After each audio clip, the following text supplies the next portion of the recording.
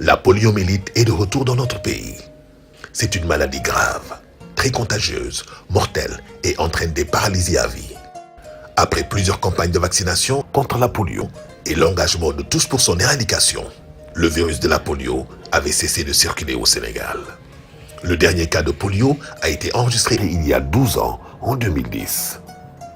Brusquement, en janvier 2021, des cas de polio sont réapparus dans certaines régions du pays. C'est pourquoi le Sénégal organise des journées nationales de vaccination contre la polio sur l'ensemble du territoire. Le premier passage aura lieu du 17 au 19 décembre 2021. Des équipes se rendront dans toutes les maisons et donneront à chaque enfant âgé de 0 à 5 ans, vacciné ou pas, 2 gouttes de vaccin pour renforcer sa protection. La vaccination est un droit pour chaque enfant et un devoir pour tout parent. nekk délégué quartier Diamaguène 1 ñu daje woon fii te mairie ci convocation deuxième adjoint au maire Daouda Diallo Pa Daouda mu waxoon ñu di leen expliquer ci campagne de sensibilisation bi gars yi waroon def sur vaccin bi ñu campagne de vaccination bi ñu def ci polio bi alors mu dajoon délégué quartier wane ne délégué quartier ñoo répondre na mairie bi au niveau des quartiers pour ñu xool yan stratégie la ñuy teg pour que nit ñi ñu mën leen a informer ci vaccination bi war a ñëw bon ñu jàpp ci ne rek il faut que population bi comprendre ne li nit ñi bëgg a def mooy dimbale askan bi ci feebar polio bi ba nga xam ne dafa dellusiwaat ci réew mi ñu am ay cas yu ñu ci noté ñu information Pa Daouda mu xamal nañu effectivement dañoo gis virus bi Sénégal plus particulièrement Pikine mu nekk virus boo xam ne aussi Guinée la ñu jógee donc il faut que ñu def suñu matuwaay pour que tey ñu mën a xool nan la ñuy def pour aar suñu askan bi nag délégué quartier yi am ci benn rôle bu ñuy joué li ñu wax nag ci réunion bi te aussi man ma fësal ko mooy lu ko ci gën a bëri soo ñëwee ci quartier di vacciné nit ñi dañuy réseaux sociaux dañu commencé yàq xel nit ñi yoo xaw ñu naan ñàkk beeg dañu bëgg a arrêté njur yeeg te loolu jàpp naa ne loolu du wax bu nit war a gëm parce que boobu ba léegi ñu ngi ñàkk te franchement jur yi arrêté wul tey rek ci information par yi mu ñu wax ne opération Koungheul dem na ba nekk ci 35 000 habitants kon loolu waree na ne tolla wuloon foofu kon mu ngi yokk kon ñu xam ne li ñu indi nii pour askan bi la pour dimbale nit ñi la pour aar njaboot gi la que bu ñëwee vraiment kenn ku nekk def ko sa yëf ñu fexe ba xale yëpp ñu ñàkk leen ñàkk bi nag dafa nekk dañu war a ñàkk xale yoo xam ne dañu war a am ba 0 ba 59 mois donc kenn ku ne ñu bëggoon mu def ko yittem góorgóorlu pour ñu réussir affaire bi parce que dañu bëgg vraiment taux de participation bu mag pour Koungheul ñuy ñaan askan bi kenn ku ne vraiment def ci ay matukaayam jàppale ñu ba vraiment ñu am réussite boo xam ne si Koungheul dina ko mën a ndamoo. Sall di délégué de quartier Koungheul Escale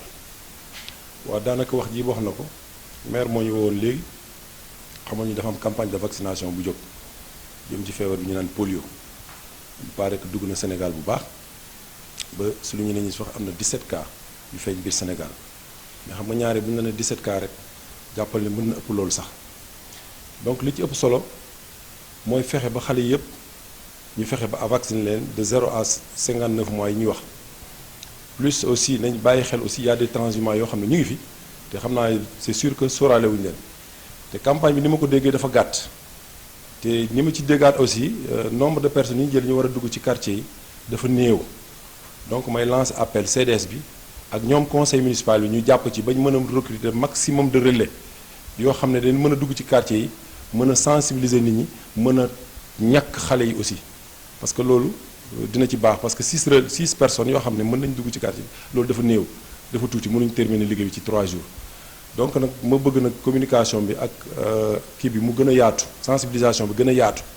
parce que toujours day am résistance en général bu fekkee campagne yu mel ni taxaw na kii wax na ko léegi da ngay dugg ci yenn borom kër yoo xam ne duñ nangu ku ñàkk seen i doom comme li ma wax naan ñaare day arrêté njur ak nangam loolu yàgg na fi am parce que man bokkoon naa ci communauté santé xam naa ci lu bari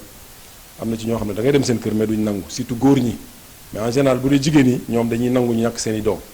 donc nag ñu ngi bëgg sensibilisation bi gën a wéy ñuy waxtaan ak mag ñi waxtaan ak borom kër yi ñu xam ne feebar bi du feebaru caaxaan, feebar bi bopp dafa soxor. polio dafa gaaw a wàlle te baaxul vraiment mu bëggoon ñëpp jàpp ci couche yëpp jàpp ci ndax ñu mën a atteindre objectif bi ñu soxla. Adjoint au maire bu Koungheul la di wéeg ci turu maire woo population Koungheul yi yëpp pour ñu ñëw ci indi xale yi nga xam ne de 0 à 59 mois mooy 0,5 ans yi daal ñu ñëw ñu ñàkk leen ci feebaru laago bi nga xam ne bii moo dellusiwaat Sénégal léegi dégg ngeen délégué de quartier yi wax ko parce que suñu leen ne am nañ fukk ak juróom-ñaar rek xam ne am na ay junne yu ne nga xam ne xamuñ leen kon loolu te feebar bi gannaaw ni ñu ko waxee dafa gaaw a wàlle benn ñaareel ba dafay laagaloo xam nga luy laagaloo nag kenn bëggul sa doom laago kon nañ ci taxaw ñun ñëpp jàpp ci ba nga xam ne en tout cas objectif bu ñu tëralal bi maanaam jublaay bu ñuy wax bi ñu yegg fa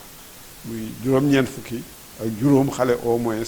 ñu ñàkk leen ñi nga xam war nañ leen ñàkk te war nañ ko mën a romb sax parce que am na tout à l'heure que foofu wax ne waa ñi nga xam ne jógee nañ ci yeneen gox ñëw nañ ci Koungheul te ñu ngi ci àll Koungheul bi ñooñu war nañ leen a ñàkk kon loolu daal moom mooy suñu ñaan ñu taxaw ci ba nga xam ne vraiment wér-gu-yaram bi nga xam ne